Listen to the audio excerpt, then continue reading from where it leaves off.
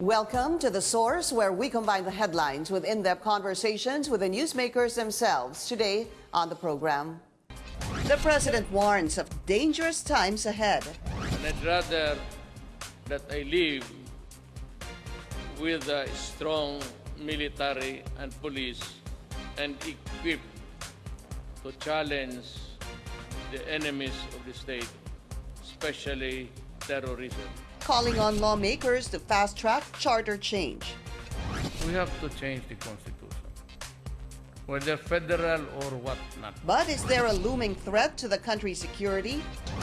I think it's a fair warning to all na baka pag nagalit yan, biglang magkuyang mga yan. Also, the country's stand on China 3 years since the arbitral ruling. Once and for all, magsalita na ng maayos sa China.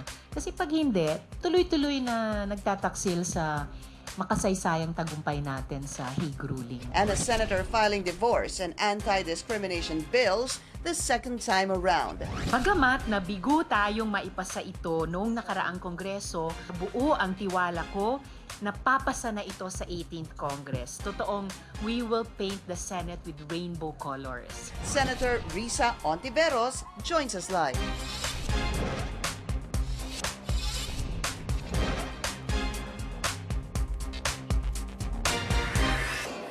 Thank you for joining us. I'm Pinky Webb. It's official, suicide bombers were behind the attack at a military headquarters in Sulu last month. Authorities confirming a Filipino was involved, but while they are validating an international terror group's claim of responsibility, our George Cahiles tells us they will work to beef up security in the island province.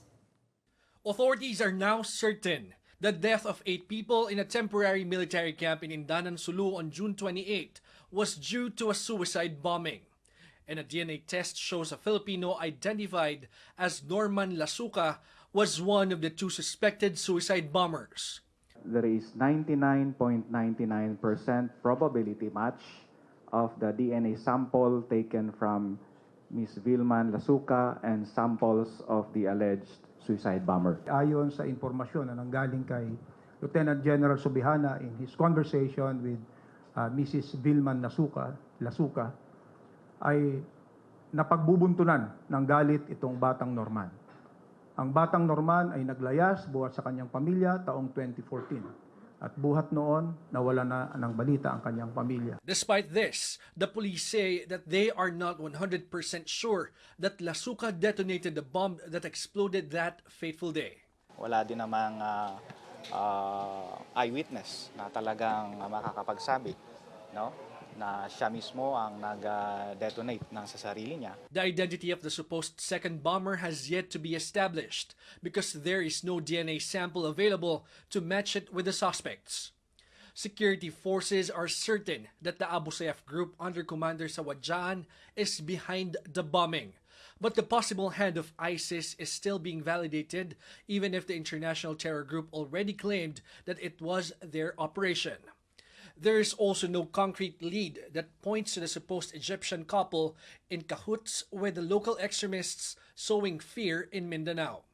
With this development, authorities say that this will definitely change the security landscape in the country, prompting them to deploy more troops in the island province of Sulu. 11th Infantry Division was activated to intensify the conduct of surgical and focused military operations. In compliance to President Rodrigo Duterte, our Commander-in-Chief, directive to crush the menace that the Abu Sayyaf group brings. As of now, authorities have yet to establish if the July 2018 Lamitan Basilan and January 2019 Holo Cathedral explosions were also cases of suicide bombings. But they continue to work on possible leads to establish if these bombings are connected with the Indanan Sulu blast. Yung pinagtagpi-tagpi ng mga bahagi ng ebidensya, pieces of evidence, mahirap na ma-reconstruct, no? So sa ngayon pinag-aaralan pa kung paano ang itsura ng bomba na ginamit. Unlike doon sa Holo Cathedral, maraming mga malalaking chunk of the explosive na nakuha. Dito halos mga maliliit ang nakuha. The military once again defended the need for the implementation of martial law in Mindanao after the incident. But it clarifies it's too early to tell if it is necessary to implement martial law beyond the approved December 31, 2019 extension. If this has happened even in the existence and the ongoing martial law, we can just imagine how much worse could have happened without martial law. Authorities assure that the situation is under control and the public has nothing to worry about, as they ask for vigilance and cooperation to thwart terroristic activities in the country. George Cahiles, CNN Philippines. The governor of Sulu tells CNN Philippines the other bomber probably was also a Filipino. Abdu Sakurutan says he got that information from police investigators. Most probably, Filipino rin yun. Dahil mga magbabarka-barkada lang yan. So actually, mga local boys lang yan. Mga magbarkada, siguro na actually according to the mother, the identified suicide bomber was still 16 years old when he left home. It does not really matter whether they are foreign or they are local. Ang importante is we are able to address this. Let's go straight to the source of the story. Joining us on the line, PNP spokesperson, Police Colonel Bernard Bana. Colonel, thank you for joining us, sir. Yes, Pinky, good morning. Sir, confirmed the suicide bombing happened in Danan, Sulu, sir. And of course, again, this is a first in the Philippines, a Filipino suicide bomber. Sir, is there any information and what leads are you looking at with regards to the identity of the second bomber?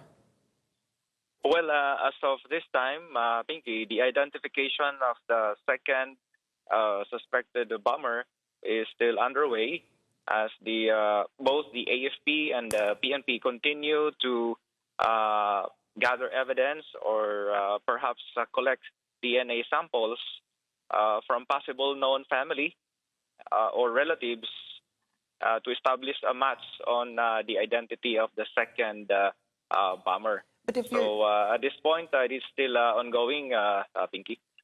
Colonel, is the second bomber a Filipino or a foreigner?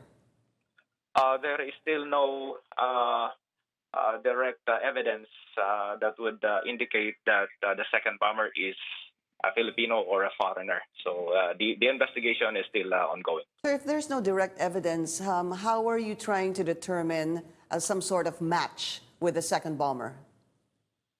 Well, that is still remains to be seen how we are going to do a matching of DNA samples.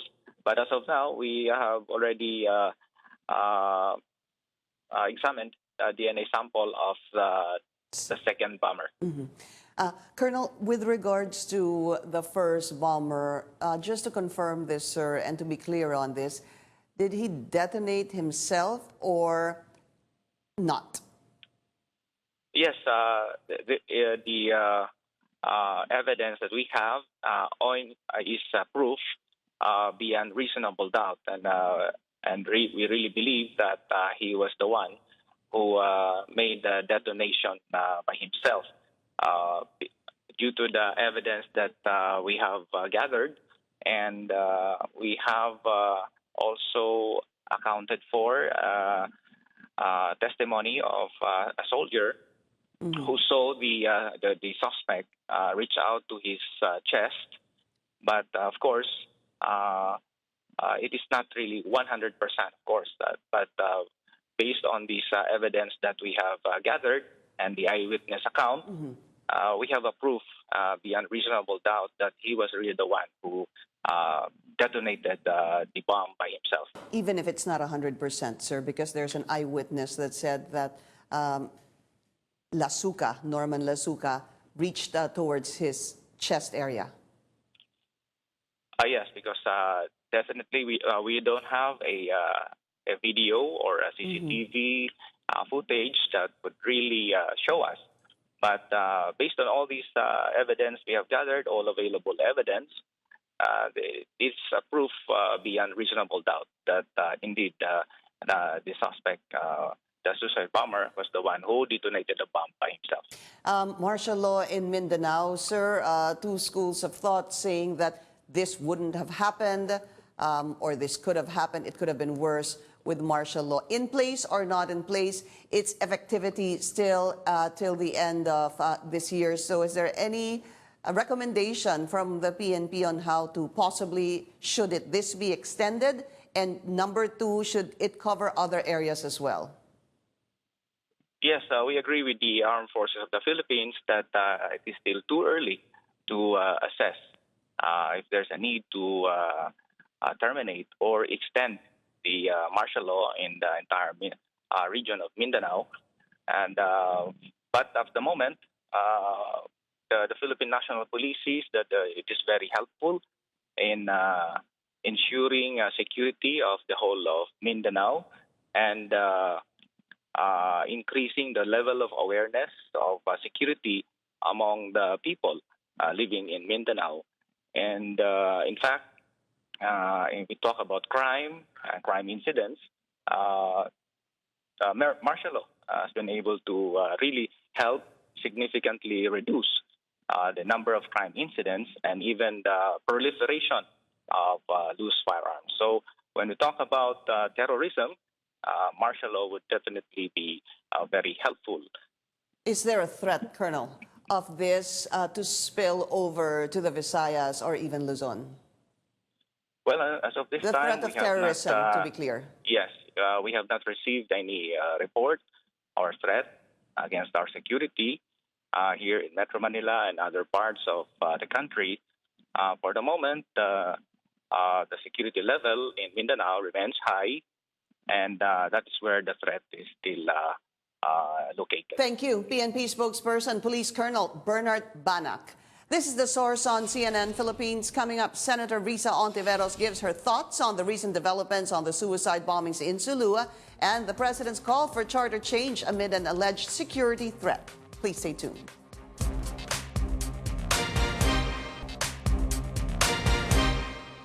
You're watching The Source on CNN Philippines. President Rodrigo Duterte warns of, quote, dangerous times ahead for the country, expressing a possible spillover of global terrorism to parts of the Philippines. Both the armed forces and the Philippine National Police say they are ready to face enemies of the state. Also, senators filed their priority bills for the 18th Congress, and one lawmaker wants to give divorce and the anti-discrimination bill another shot. Let's go straight to the source of the story. We have Senator Risa Hontiveros. Senator, good to see you again. Welcome to the show. Thank you. All right, suicide bomber, the AFP and the PNP confirming this is the first Filipino suicide bomber. His name is Norman Lasuca. What does this say for you as a senator in terms of terrorism here in the Philippines? Has this changed the landscape of terrorism in the country? I think for one, a confirmation that the suicide bomber was a Filipino would be a very disturbing development. Kasi matagal na nating sinasabi na wala sa kultura nating mga Filipino to do that kind of an action, not just against ourselves, but against fellow citizens, fellow human beings. So I think this makes it even more urgent for government not only to improve our law enforcement and our security capacities, our national defense capacities, pero tugunan talaga yung ugat kung bakit yung terorismo naging problema in the first place. And I speak especially about socio-economic conditions na maaring mag-attract sa ilang mga kababayan natin sa ganitong mga extreme at hindi katanggap-tanggap na gawain. Senator, is there any legislation that can be done or possibly be amend such laws, for example, maybe Human Security Act? Well, there are, in fact, standing proposals to amend the Human Security Act. And naiintindihan ko yung concern about addressing the immediate manifestations of terrorism or of violent crimes. Pero I remain watchful na hindi in our effort to secure our safety, na hindi makain yung mga democratic rights and freedoms or liberties. And I always return to, kailangan malawak yung pagtingin natin sa kung paano natin lalabanan yung problema ng terorismo. And at its base, and in even supporting our law enforcement and our national defense efforts, kung sagutin natin yung kahirapan ng tao, yung kawalan ng mga serbisyo, the sense that people are alienated, not just from the rest of society, but even from our government, mas maaagaw natin sa mga terrorist or potential terrorist yung attractiveness about them and return people's confidence na we can resolve our problems without resorting to extreme measures. When this bombing happened, the last one, questions on martial law always arise. When you ask the military and the police, sasabihin nila martial law has reduced a number of criminal activities.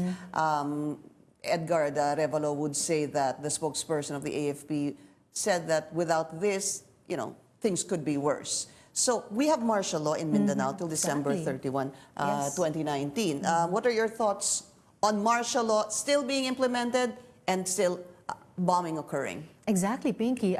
Martial law was imposed and has been extended twice, and yet ganito pa rin mga insidente ay nangyayari. So I'm not surprised not only na yung may survey result na the majority of Filipinos believe that martial law is not the solution to our problems. I'm also not surprised na kahit pa konti-konti, dahan-dahan, lumalabas yung mga statements from Mindanao stakeholders themselves. A Chamber of Commerce here, another private sector network there, actually requesting the lifting, whether partially or completely, of martial law in their region. Dahil sabi nga nila, nakakasama pa nga sa business prospects, sa tourism prospects sa rehiyon nila. And again, we return to the first thing we were talking about. Kung gusto nating tugunan, hindi lang yung seeming attractiveness, possible attractiveness of terrorism to some Filipinos who are suffering the most. Pero kung gusto nating sagutin yung pangangailangan natin for safety and security, even to do business, to grow our economy in Mindanao and nationwide, then martial law is not the only and certainly not the best solution. Kailangan pa rin yung mga policies and programs that will address those needs for security, for economic development. What about both? Martial law still being in place, because do you not believe when the military says that, can you imagine if martial law wasn't in place? I can. You can? I can. Kasi yun din yung argumento namin sa mga National Defense, AFP and PNP na nagbe-briefing sa amin tuwing hihingi si Presidente ng extension of martial law. We would point out to them that in fact, under the Constitution, you have all the powers necessary. The President especially has all the powers necessary na sugpuin ang violent crimes, na siguruhin ang seguridad ng publiko at ng ating ekonomiya. We kept telling them, you don't need this extraordinary power, which the President must wield only in under very special circumstances of martial law. But the President very recently called the situation now, we are facing a very dangerous times ahead. Let's listen to what the President said. This is, of course, in connection, Senator. Okay, We have let's to listen. change the Constitution. Whether federal or what not. Kasi ang military mainit na. And I've told you all the corruptions sa gobyerno, ang pinakamalaki nandyan sa itaas. And I'd rather that I live with a strong military and police and equipped to challenge the enemies of the state, especially terrorism. I see a very dangerous times ahead, and I hope that we'll be able to contain whatever there is. Just a quick reaction on that, Senator. Well, actually, nabigla ako nung sinabi ni Presidente na yung corruption, the worst of it is andun sa pinakamataas. I hope he wasn't referring to the office of the President.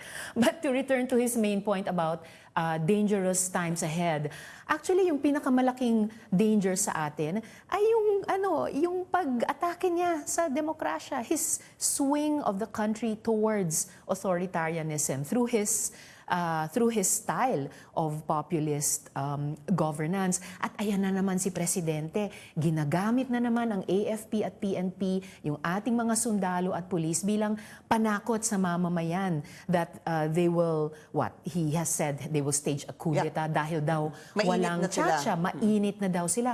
Mr. President, kung mainit ang AFP at PNP, hindi yan dahil walang tsa-tsa, yung agenda ni Presidente na tsa-tsa.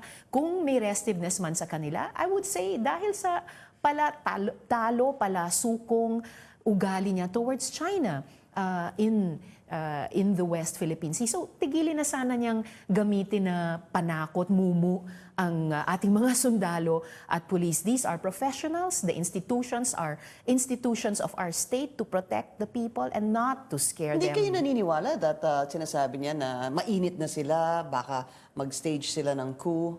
Well, as I said, kung mainit man sila, the President has to look for other symptoms for his diagnosis. Kung mainit sila, hindi dahil walang tsa-tsa ni Presidente. Kung mainit sila, it's not tsa-tsa. It's China. It's a different tsa. We'll be taking a short break. This is The Source on CNN Philippines. We'll be right back. It's not.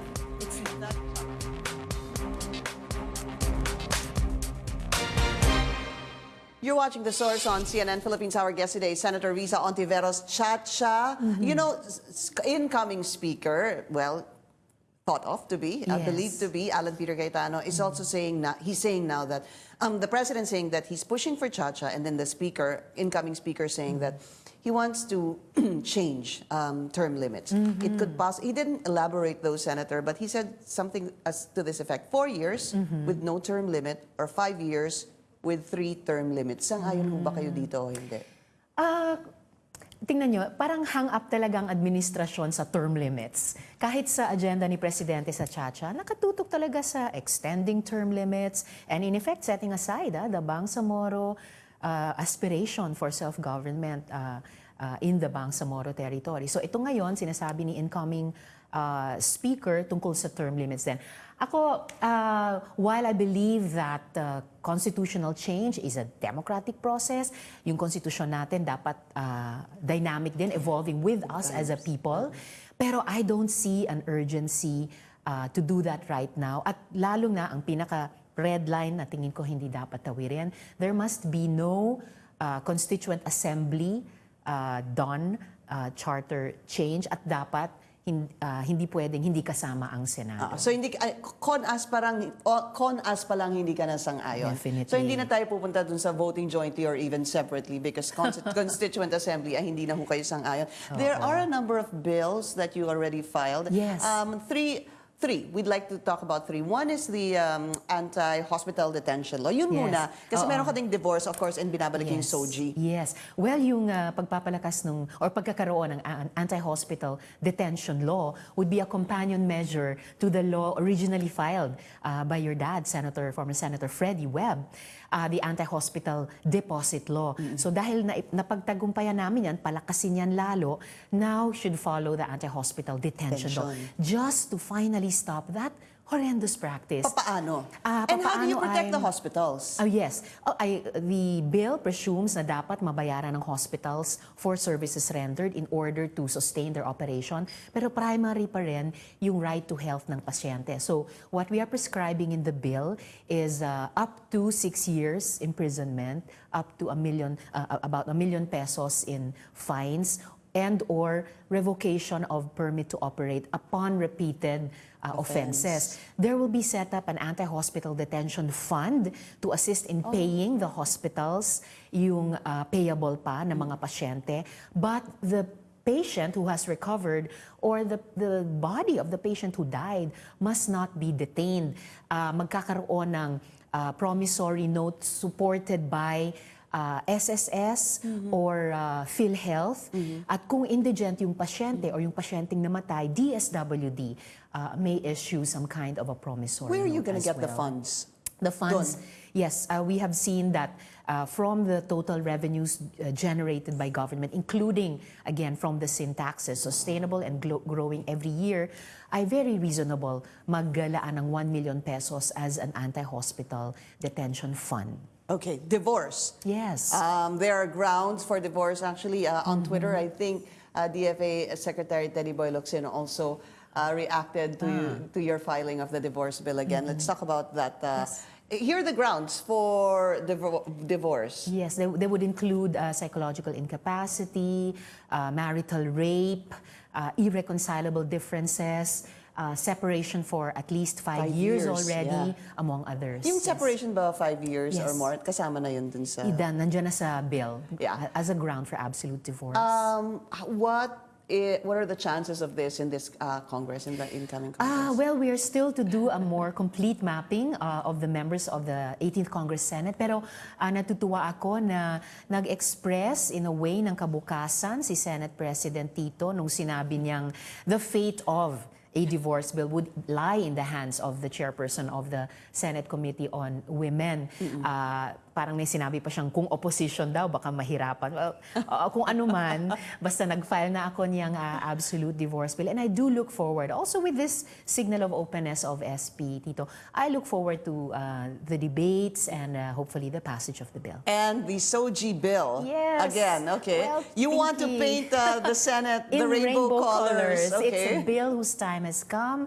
Na bigoman kami in the previous Congress passing it. But even that long, hard 3-year struggle gained more champions, more advocates, na popularize yung konsepto at polisiya ng tungkol sa SOGI.